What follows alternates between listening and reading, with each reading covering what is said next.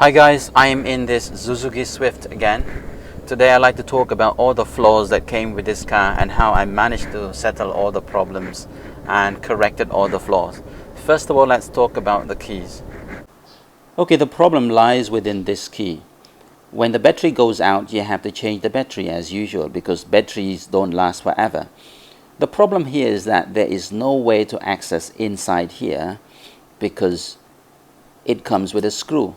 And there is no screwdriver in this world can actually open this.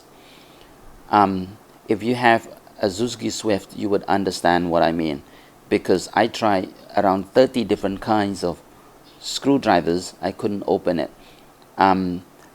It's not meant to be open. It's very tight as well.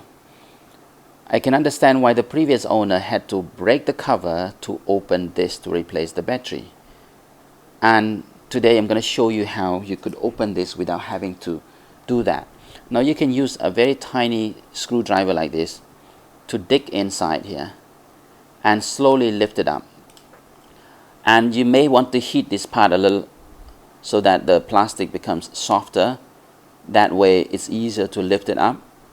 Of course it will create a bigger hole. I've done this for the other key. But you can always heat it up again on the stove and push back the plastic.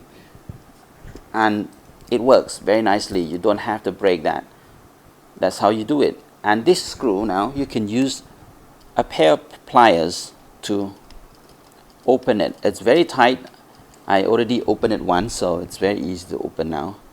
But after you open, don't use this. Don't use this anymore. Throw it in the bin. Then you can replace the battery, and after that, put back the cover and get a new screw, a regular one like this, where you can use a regular screwdriver to open it.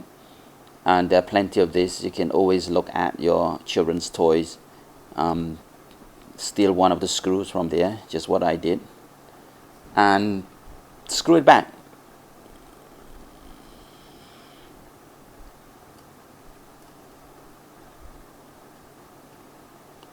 Just like that. Very nice and tight.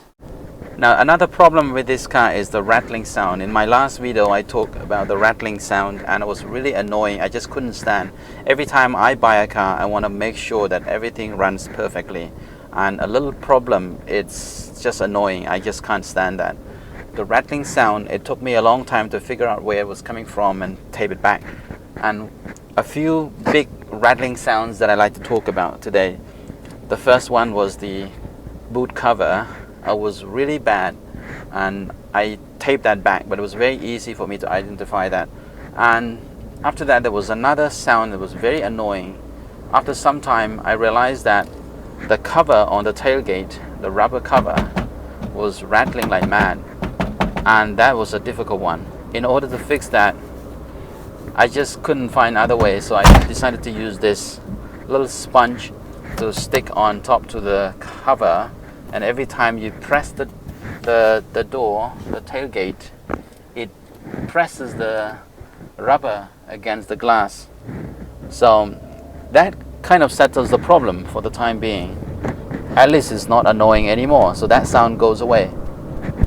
Another big problem was the wheel bearing. One of the wheel bearings was bad and it was making a lot of noise. I just couldn't stand that noise, so I took it to the shop and got that replaced. So all in all, the sound has gone away. Everything was a lot more quiet and it's a lot more peaceful to drive the car now. It's also important to point out that this car is very light. Suzuki purposely made this car very light, and because of that all the plastics used in this car were very, very thin, partly because they want to shed off as much weight as possible. Well, I don't know whether it's a good or bad thing, but on the door panels is very thin. Everywhere else is very thin in this car. It feels very flimsy. It feels cheap. Another thing I noticed about the car is the paint. The paint in this car is extremely thin. For those of you who own Suzuki Swift, you would understand that the paint is extremely thin. I've never seen any other car has this low quality of paint, and I know a lot of parts in this car have been sprayed over once or twice, but the original paint is extremely thin.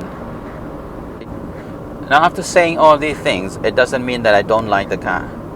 I love driving this car. It's not the fastest car I have, but it's very easy to maneuver around. It handles quite well. Cornering is great. The steering wheel feels very firm.